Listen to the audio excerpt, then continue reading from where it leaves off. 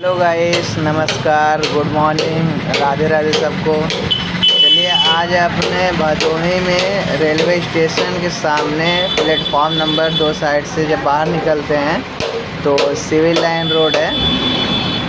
अब रोड पे कुछ नया होने जा रहा है, चलिए आपको दिखाते हैं। पूरा आरसीसी ढलैया रोड बनेगा। आगे तक बनी कि है? यही स्टेशन तक बनेगा, सिविल लाइन तक जहाँ तक है।